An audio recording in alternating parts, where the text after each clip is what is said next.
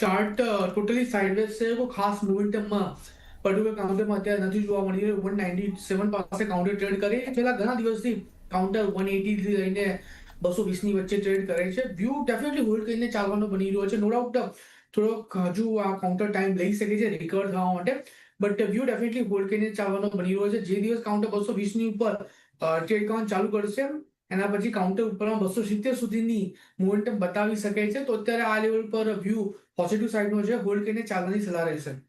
Holding period ધ્યાનમાં રાખીને આપણે આગળ વધવું જોઈએ.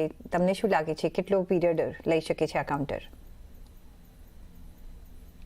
કુનાલ, વેલ ટાઈમની વાત કરીએ તો મે બી કદાચ હજુ બીજા 4-5 મહિના નીકળી શકે છે આમાં.